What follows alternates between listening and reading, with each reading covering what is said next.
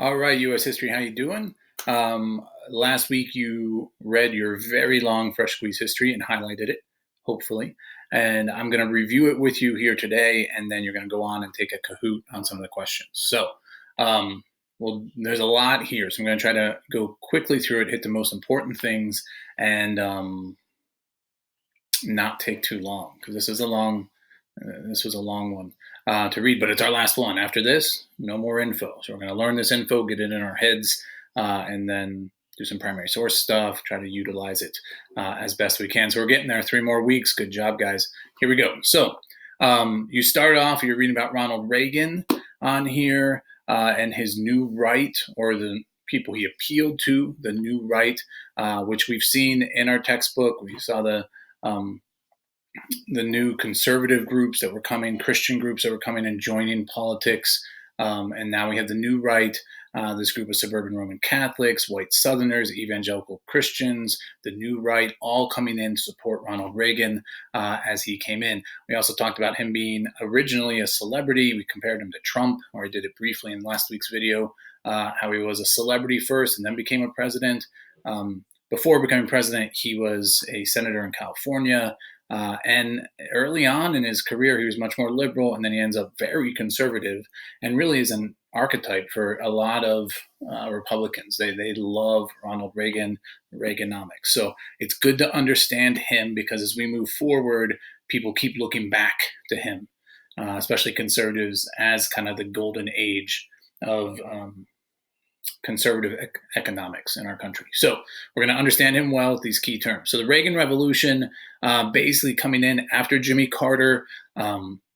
Jimmy Carter only serves one term. The economy's not doing well. And so Ronald Reagan comes in and wins pretty easily against Jimmy Carter in the election of 1980. And this will start the Reaganomics period of time in which we'll see kind of versions of it and subsequent conservatives. So let's jump right down to Reaganomics.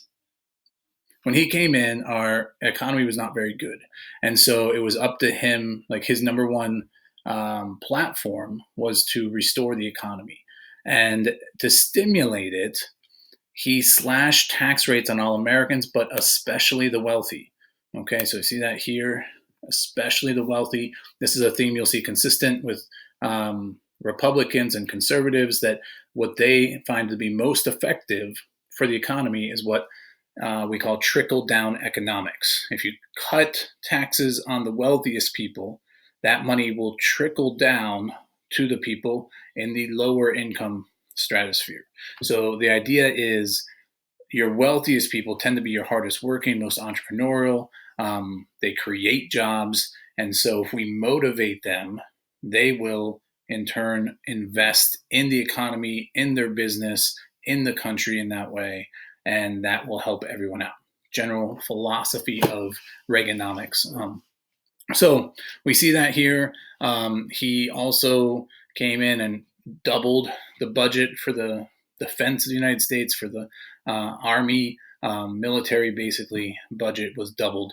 But he also increased our deficit. So what we're struggling with today was dramatically increased by Ronald Reagan. Others will too, Obama and others will increase the deficit.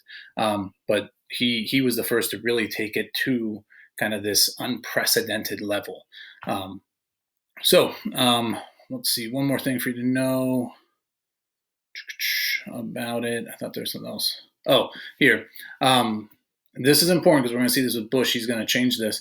He cut spending on a variety of social welfare programs, aid to families with dependent children, food stamps, child nutrition, job training for young people, mental health, preventing child abuse, eliminated welfare assistance for the working poor. Like, he definitely had a philosophy of he didn't want the government to be taken advantage of by people. He wanted only those people that were most needy to get aid from the federal government, and very much feared laziness and the government producing laziness in people.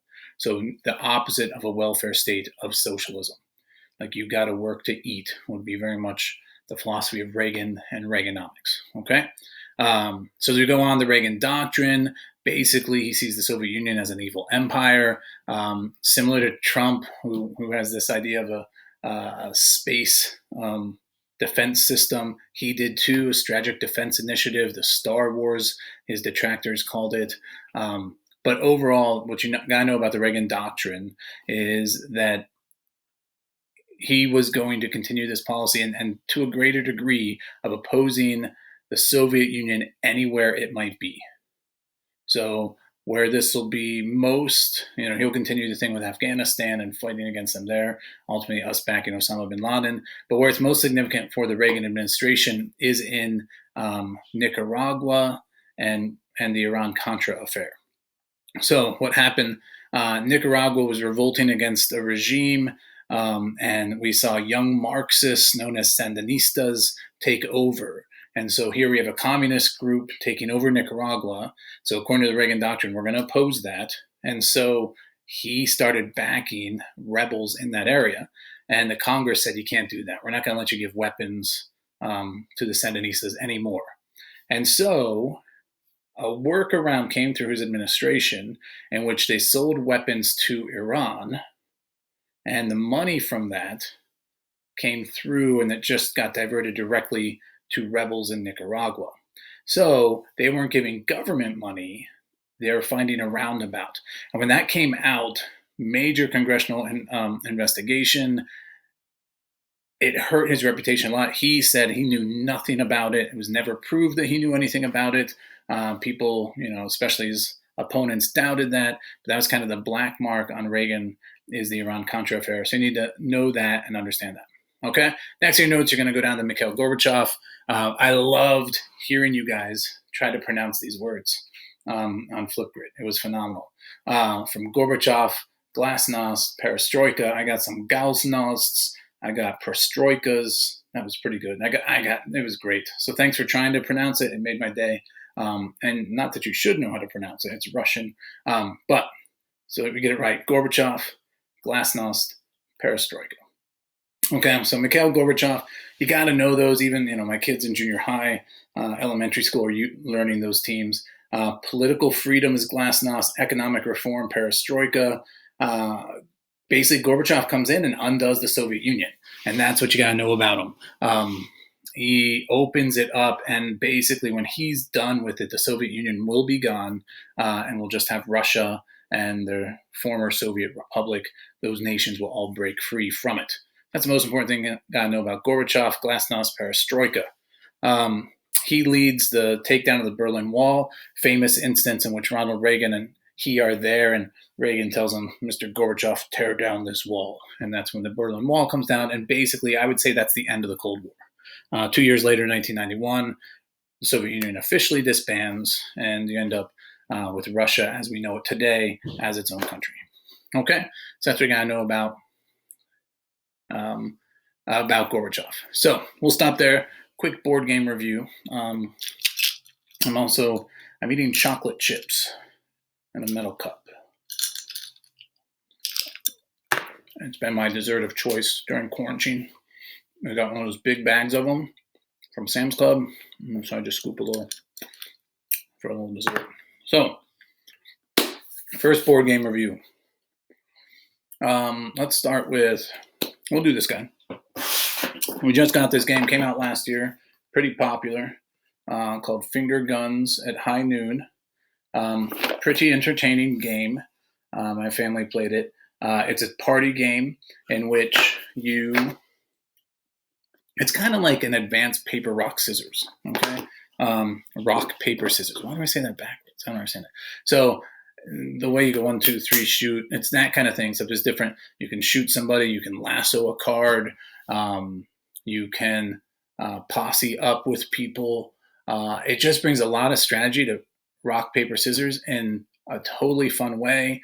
One of the coolest mechanisms is as you're like discussing it and trying to figure out like, hey, I want to posse up with you. Let's all shoot him. Anyone can say 3, 2, 1, and then people have to go.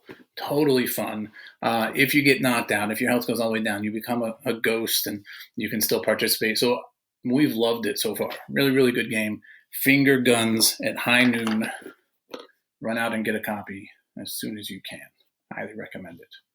Okay, so advanced paper, rock, scissors. Remember that for the Kahoot. That's what we're calling it. Okay, George H.W. Bush, the first Bush presidency. He's only going to serve one term, and so he's going to be significant for this. He's more of a centrist. So Ronald Reagan turned out to be very conservative, despite coming from a liberal position originally, very conservative. So he's coming in, and what I like about him, or to remember about him, is he kind of ran it on, hey, we're going to have a kinder, gentler nation. So he had 8 years of a Republican, and then we're going to get George W. Bush to win the next election. So total 12 years of Republicans in control of the presidency. And so he kind of works in the middle, trying to help the less fortunate, be more conscious of, the lower classes, raising the minimum wage, working on pollution law. So he's definitely a centrist here, not as conservative as Ronald Reagan would be. Probably even not like Donald Trump is much more conservative than George H.W. Bush would have been. Probably the most important part of his presidency is the Persian Gulf War. So you got to know this. Saddam Hussein was in Iraq. And again, remember, we helped put him there. We supported him there. And so he attacked Kuwait, small little country, extremely wealthy country, a lot of oil. And Saddam Hussein goes in and attacks it. We were still shell-shocked a bit from the Vietnam War. We lost a lot of confidence. Here we were flying high after, World War II, space race, everything. In the midst of that, we lose to a battle, a war against Vietnam. And so up to that point, we hadn't had a significant war. And so in steps Saddam Hussein, fourth largest military in the world in Iraq, one that we helped him build. And we're going to have to try again. And so this went a long way to build our national self-confidence. Basically, he is a larger ground force, but through our technology, through our superior Air Force, we're able to go in and defeat Saddam Hussein, push him out of Kuwait, and just allow him to stay in Iraq. So that's going to come up later with George W. Bush, H.W.'s son. So I want you to know that. I want you to know the Persian Gulf War, Saddam Hussein, he's defeated but not removed from power. The Allied ground campaign is called Operation Desert Storm. You'll hear that a lot. Within 100 hours, we basically defeat and push Iraq out of Kuwait. And so it's a quick, decisive victory, very popular war. We showed our might. We won it quickly. And we accomplished what we set out to accomplish. So that's kind of the hallmark of the Persian Gulf War and George H.W. Bush. So we move on to Bill Clinton. Bill Clinton wins the next election for a couple of reasons. You'd think coming off that military victory, H.W. would win. He doesn't for two reasons. One, the economy was poor. And unfortunately, people often vote according to the economy. I hope you don't do this. Please be responsible in your vote. Just don't vote what's best for you. Just don't vote what's best for your wallet. I want you to prayerfully seek the Lord and cast your vote, okay? I always try to go through the issues, see where I land on them, and then spend time in prayer before my God, asking him, direct me where to vote. I want to vote for the man whose heart is most pliable to you. That's not always the case, and so H.W. lost mainly because of the economy, and then also because of Ross Perot. Ross Perot ran. He was a businessman. He receives 19% of the vote, which is significant. And he took a lot of votes away from H.W., which led the way to Bill Clinton becoming president. So much to know under Bill Clinton, okay? NAFTA, North American Free Trade Agreement, basically eliminated tariffs. The reason why that's significant is because Trump just put tariffs back in place. So Bill Clinton's position, he just opened up free trade in North America. And Trump has worked to say, basically, in his opinion, his economic plan for America says that's not good for America. That doesn't benefit America. And with his America First approach, he reinstated tariffs. And throughout history, we've seen our country just do that. And I think it's a good balance. We need to go back and forth. We need to open up trade. We need to make sure we're not being taken advantage of that. We need to open up trade, have some tariffs. So goes back and forth. Bill Clinton opens it up. So that's NAFTA. Um, one of the examples of compromise losing out for you, um, Bill Clinton was very liberal. And so early on, when it came to homosexuality, he I don't think he promised, but he leaned very heavily on allowing homosexuals into the military. However, once he got in office, he backed off that. And he actually tried to find a compromise. And in doing so, he didn't satisfy anybody. So his policy became don't ask, don't tell.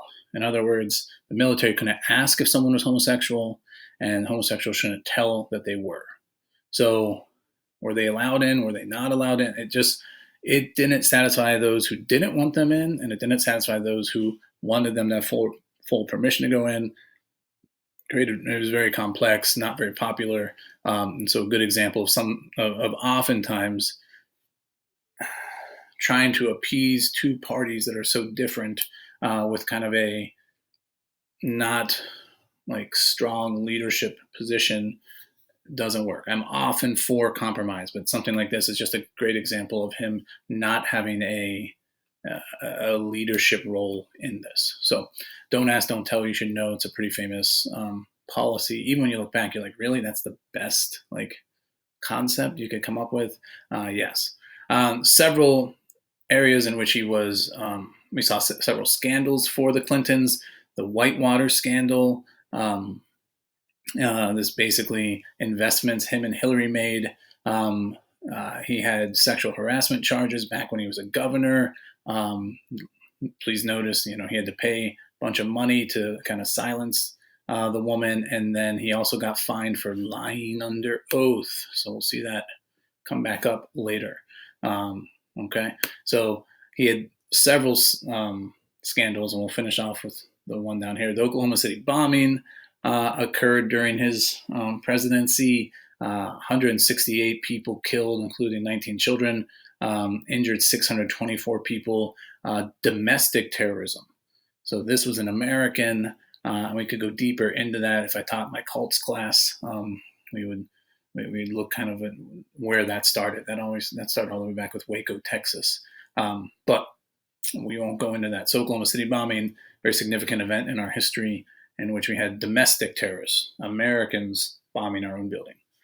The lowest point for Clinton came with Monica Lewinsky.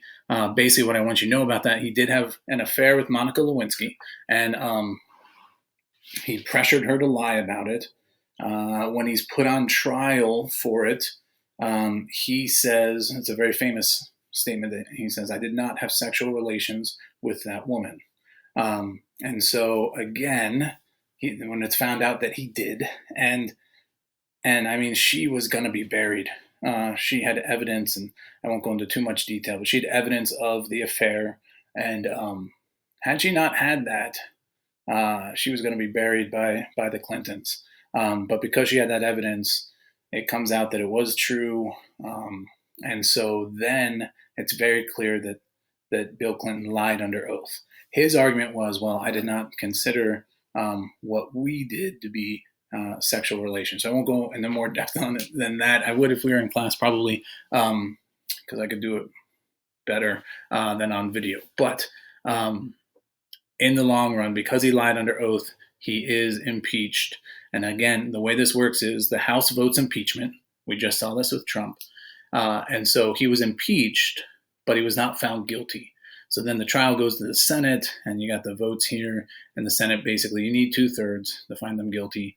And so he was the second president ever to be impeached, and it wasn't really close to finding him guilty. And so he was not removed from office. But when it comes to Bill Clinton, those are things you should know. NAFTA, don't ask, don't tell, Whitewater, Oklahoma City bombing, and the Monica Lewinsky impeachment scandal.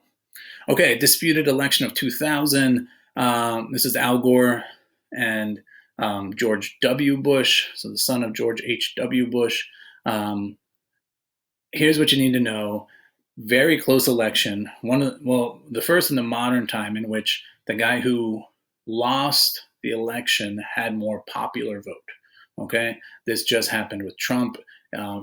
Both times it's happened to Democrats, infuriates them. That's why there's a push to move to get rid of the Electoral College, which I don't think is a good idea. The Electoral College was put there for a reason, and I think it's a good reason, but we won't get too deep into that.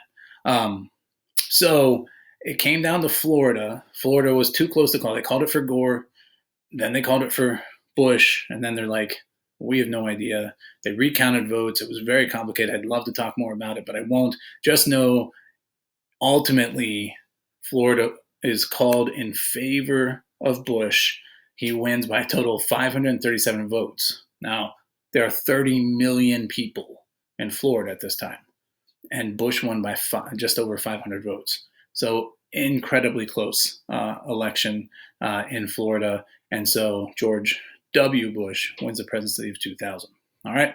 So when you know George W. Bush, this isn't boldface, but his faith-based initiative, many evangelicals look at him as very much a hero, very good policies, seems to have very good character. He was the one who came for a fundraiser. So George W. Bush, he's president during September 11th, 2001, led our nation through that. So very respected president is George W. Bush. Osama bin Laden, we've talked about. I mentioned to you about him. He's significant because he became the leader of the Taliban in Afghanistan. He fought against the Soviet Union and they tried to take over Afghanistan. And he eventually becomes the leader of what's known as Al-Qaeda. You'll see it Al-Qaeda, Al-Qaeda, pronounced different ways. In my brief studies of Arabic, I'd say it's Al-Qaeda is the best way to pronounce it. So he leads that, and he's going to be the mastermind behind the September 11th attacks. So before we get into that, one more game review, I think. Yeah, let's go for it. We'll do it. So I'm giving you this game review not so you can run out and get it, because I don't know if it's readily available, but because it's a funny story, and it's one of my favorite games from like past. I don't play it much anymore, but it's called Fearsome Floors. Okay, looks like this. Okay.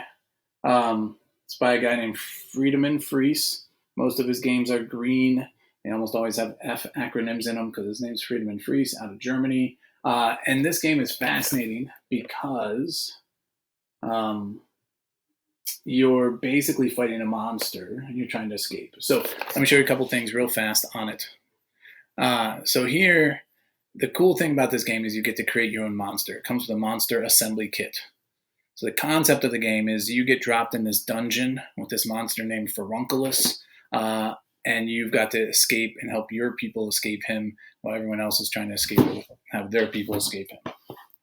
I knocked the book down. So first you get to assemble your own monster. There's 3 types, but you can mix and match however you want. You create your own monster. The other thing that's fun is basically you're moving across, and you got like kind of a set amount of movements. And why I think this is so funny is I love to play this game. My wife and I played this game with a lot of people. It plays like up to 6 people, which is cool. And so I play with my girls. I really want to play with my girls. But, you know, you got a monster, and it's chasing you through here. And it's got these, like, what you slide on, like, if you know Sorry, when you hit the thing and you slide in Sorry, it's got that, but it's blood because you're in a dungeon being chased by a monster. So you slide through the blood. But when I played it, like, with my 5-year-old, 6-year-old, I told him it was jelly. That there happened to be giant things of jelly on the floor that you slid through, which is problematic because, I don't know, jelly's kind of sticky. So I don't know if you really would slide through it. And if you look closely, I mean, there's like small little like parts in there because it is kind of like a monster game. But it worked for many, many years. And then I think about 4 or 5 years later, suddenly my daughter's like, wait a minute, that's not jelly. And so that's Fearsome Floors. Great game, totally fun. I like it a lot. So anyway, there you go. It's very thin, see? Anyway, okay, that's my second board game review. Kahoot, know that jelly, I told my children that the blood was jelly. Good, good, okay. All right, back here. So we're going back here. Osama bin Laden, Al-Qaeda, Afghanistan. What happened with September 11th? Again, we had supported Osama bin Laden because he's fighting against the Soviet Union. Now, Afghanistan has this Islamic fundamentalist group called Al Qaeda. The Taliban are there, and when it comes to Islamic fundamentalism, they don't allow freedom of religion. They don't allow there's not rights for women. It's a brutal, very legalistic, oppressive regime. And so they viewed us, even when we were supporting them, as what they would call the Great Satan. We were influencing the world with um, Hollywood, with immorality. We were backing Israel against the Palestinians. And if we had regular class, you'd be writing a paper on this, but Israel taking over the land from the Palestinians. Um, Thousands and thousands of Palestinians killed. You read a little bit about it in the Blood Brothers book that I got you to do. Um, so even though they received military supplies from us, they still saw us as um, as oppressive, as an enemy attacking Islam throughout the world through our immorality, through our support of Israel, and support of certain political leaders as well. So Osama bin Laden and Al Qaeda with becomes enemy number one for us. Islamic terrorism becomes enemy number one, and that becomes very apparent on September 11th, 2001, when the World Trade Centers are attacked through the takeover of planes that are then flown into them. So you know a lot about that. Most of you guys were born soon after that. And if you ever get a chance to go to New York City, please try to go to the Freedom Towers and experience that. I have not done it. I've talked to many people who have. We always sent my other school, my juniors there to experience it. Just a very good experience of what happened on that day. So September 11th happens, masterminded by Osama bin Laden.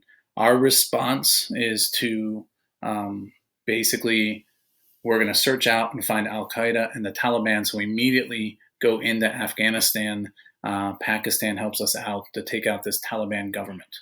So that's our first response to it, is through Afghanistan. Remember, Soviet Union wasn't successful here. It's a very difficult place to win. It was their version of Vietnam for their country. So we go in. It takes a long time. We are mostly successful, and we do eventually get Osama bin Laden under Obama's presidency, is when we finally SEAL Team 6 goes in, finds him, and kills him. So it takes that long to do it. And for the most part, we're successful in Afghanistan.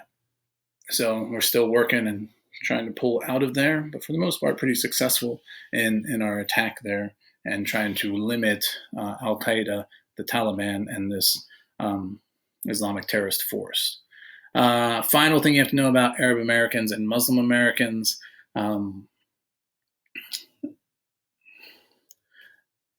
This is a difficult topic for me. I'm pretty passionate about it, and if we had more time, we'd go more into this. Following September 11th, and we even saw the shift in movies, like in the 70s, 80s, 90s, that bad guys were always Russians. In the 90s, it starts to switch over to Arabs, and that's where you see kind of the great enemy become Islamic terrorism in movies. Following September 11th, there's a lot of reaction to Arabs and Arab Americans and Islam. And as Christians, we have to remember our job is to love our enemy. It's our number one call. Our government is supposed to protect us, and we trust them with that. On an individual level, we need to love our enemy. Right here in a suburb in Phoenix, Arizona, an Indian immigrant who practiced the Sikh faith was murdered in a hate crime. We saw people respond to what they, justifiable anger, what was done to us, but take it out on a personal level. And it's so important for us to lead the way as Christians to love our enemies, okay? To love our neighbors, those that are around us. So that's where we kind of left off. That's where we kind of end on this, is just the importance of that. We see it throughout history, throughout our history, that we can take out our anger and vengeance on people that didn't do the crime. So most important is, as followers of Jesus Christ, we live like he lived. We love others. We give our lives up for others. We love our neighbors. So please remember that.